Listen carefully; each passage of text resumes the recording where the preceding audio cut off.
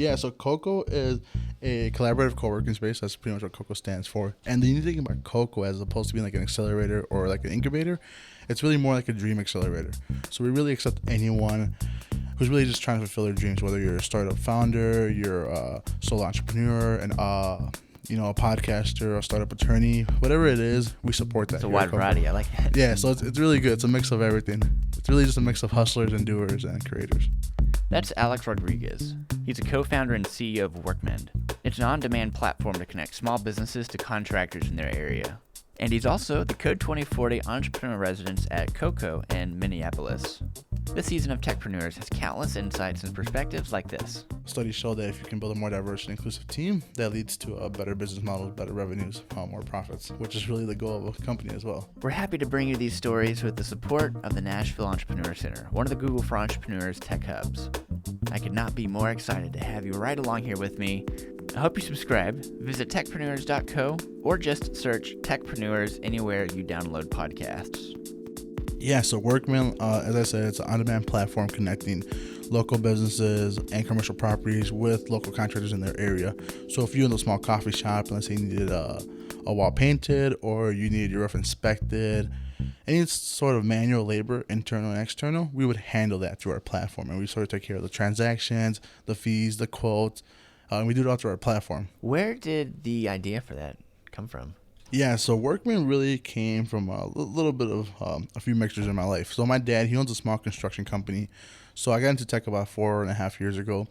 And ever since I was in tech, I always knew I wanted to do something primarily around the construction space. I tried doing a roofing app about 2 years ago, but I kind of threw the idea on the shelf and it just came back together. So I did it really through talking to a few friends, acquaintances who own small businesses. And I noticed, the most valuable asset in a small business owners is their time. Like, they got a million things to do. Right, and if they're doing a task that they don't specialize in, they're really wasting their time. And, companies like my father's and other contractors are always looking for more leads, whether they're just trying to get 1 or 2 extra leads to fill up their week, or they kind of need a platform to handle their whole weekly schedule. So that's just kind of how it came together to be. I decided, hey, let's build a platform that can connect these businesses and these commercial properties with these local contractors. You said you started this 4.5 years ago or so? No, so I didn't start it 4.5 years ago. Oh, yeah, okay, the idea, right? No, so I got into tech 4.5 years ago. Okay, got it. Okay, so you got into tech 4.5 years ago. Now, what was that? What was your first entrance into tech? Yeah, so I was a senior in high school. So even going back further, I always wanted to do a small business. Well, not a small business. I wanted to do my own business just because, I grew up you want to have an empire. Yeah, I wanted to have, exactly. I wanted to have my own empire. My dad, he's an entrepreneur. He started his own business, came here really as an immigrant. So I always had that inspiration, that sort of hustle in me that, hey, one day I'm going to do my own thing. And I got into tech, like I said, about 4.5 years ago as a senior in high school. And it sort of just happened through a mixture of the apps I was using. And, the startup scene kind of started growing up, it got pretty popular. So that's when I was like, hey, what is a startup? And I started looking more into it. And I was like, a startup is pretty much just a high growth company, especially a tech startup. So that's just really what got me into it. I was into tech. I was really into technology. And I was like, hey, let's do a startup on tech. That's when I got into it. So I kind of just changed my whole perspective of trying to do my own construction company or trying to do, I had a bunch of crazy ideas, like from a clothing company to a construction company, you name it, besides tech. And then once I got into tech, I was like, okay, this is what I really want to do with my life. And, I think I'm very fortunate. I found out at a young age that that's what I want to do with my life because I just been in love with tech and the startup community ever since. Because you are, and we got the social chance to hang out a little bit last night, and you, out of all the entrepreneur residences, you're the youngest. You're 21, right? Yeah, that's awesome. That's correct. I'm 21 years old. That's really cool. So you're 21, and right now you are an entrepreneur resident at COCO, and part of what you're going to be also doing, and your number one mission is to grow your own startup, but also it's to collaborate with this tech hub and continue the momentum to diversify tech. So what are some of the things that are really on your heart about that? Yeah, so what you said is exactly correct. So with this CODE2040 residency and in partnership with COCO and Google for Entrepreneurs, I'll be focusing on growing my company, being a leading example, and also increasing diversity and inclusion, primarily around Blacks and Latinos in the Twin Cities community. And that means a lot to me, to really be a leader sort of in that space because, being 21 years old, when I first started going to these events, I usually was the only person of color, and usually I'm the only Latino there. So, at first I was like, this is an issue. I don't know why. Because I know there's a lot of talented people in the Twin Cities. It's a great community, great culture there. But, we don't have that sort of welcoming for people in the tech community. So to be a part of it's a big honor. And, some of the things that really are on top of my head is, really making an impact. So obviously, making it a welcoming space at COCO and the Twin Cities tech community, letting people know that this is possible, they can get involved. That's super important, but it goes beyond that, because just being a platform to connect people, that's really not enough. Really need a place where people have the resources, the opportunities, the capital to go and do their own startups and to get internships, get jobs. And, it's going to be a big push of what we're trying to do at COCO is really, how do we really show that Latinos and blacks can be sort of the driving force with the tech startup community. I have this theory. I tell a lot of people that, everybody wants to make their tech startup a better community. And one of the best ways I think to do that is to really focus on underrepresented groups, because, with CODE2040, for example, the name, they have a good blog post about it, but their name sort of came about by 2040. It'll be majority minority. And I usually tell a lot of my friends and, friends in the tech community, like, I really do think if the Twin Cities can focus on underrepresented groups like Latinos and blacks, we can be sort of one of the best tech hubs in the community, because that's who's going to be the majority, come 2040 and beyond. And if we're one of those pioneers, like, you can build a really diverse culture.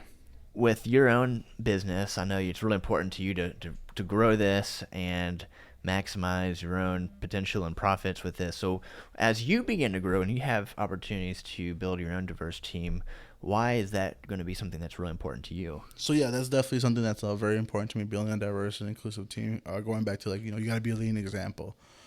It's one thing if I grow a successful startup, but if I'm also, showing lack of diversity and inclusion, I looked at it as a failure, because I'm excluding my people, I'm excluding people I associate myself with. And, studies show that if you can build a more diverse and inclusive team, that leads to a better business model, better revenues, more profits, which is really the goal of a company as well. As it relates to what you just talked about with the mission behind CODE2040, with that number and that significance of the year, what would you tell to high growth companies right now about why they need to really pay attention to diversity within their own culture as they're anticipating the future? Yeah, so I think one is going back to that example I told you about, building more diverse and inclusive teams that leads to better profits, which leads to a better company. If you lack that, you're leaving money on the table. To keep it short, you're leaving money on the table because, there's a lot of talented underrepresented groups like Latinos and blacks who are doing really awesome things. So, you're going to be losing all this talent if you can't incorporate that into your companies. You're going to be having engineers go work for other industries. You're going to be having your competitors. Yeah, your competitors even. So that's one reason why it's super important. And, companies, need to do a better job of just, making the jump to just hire people, because there's definitely a lot of talented people, but, there's a lot of bias in the industry. So final thoughts from you about what you're thinking about the future. Yeah, so, first and foremost, it's a priority to make my company a success. So that's a big thing this year. I feel like I'm in a wonderful opportunity. I'm grateful, blessed to really be able to focus on my dreams, because, my dream has always been to really work on my own startup full time. And, I've had those obligations in life. And that's why I'm really grateful for an opportunity like CODE2040 and Group for Entrepreneurs. And the fact that COCO stepped up to be a partner is really awesome, because there's many of us, just in the Twin Cities alone, who have that issue, who can't make that jump. So, I definitely want to be a leading example. And first and foremost, it's executing on the business. That's the most important thing. Still back to work, still hustling, trying to make it happen, and really helping other communities in the Twin Cities. I think the Twin Cities gets overlooked a lot, but there's a lot of good talent out there. A lot of people doing some amazing things. And what's your message to other people about the Twin Cities? Man, it's cold in the winter, but man, I'm biased when I say this, but I think it's one of the best, if not the best city in the world. It's a really diverse culture over there. The seasons are awesome. It's a great place to live, too. That's another thing. It's like with San Francisco and stuff. It's like too much tech, if that makes sense. It sounds weird coming from me, because, like, I love startups and I love tech more than anything. But it's like I can't be in a place that's just tech 24/7. I need a place where I can go enjoy myself, enjoy, nights out with friends, family, experience nature. And we have a lot of that in the Twin Cities, which is really good. If someone comes over to visit COCO, what are some of the things that you think they should do? Well, first and foremost, come find me. Yeah, come find you. I love meeting. Ask for people. Alex or A-Rod. Right? Yeah, ask for A-Rod. That's usually how I'm known. So yeah, come find me. I'd love to hear about what you're doing, whether you're an employee, a student, or a startup founder yourself. See how we can help each other out. Maybe, visit a few of the startups in town. Get to know a few of the other founders in town. And then most important is experience the Twin Cities, so you can really see why it's a great place to be at, and maybe why you should move your startup to the Twin Cities.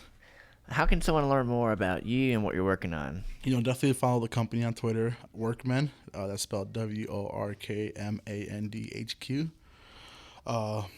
Visit our website, like I said, workman.com. On Twitter, it's WorkmanHQ.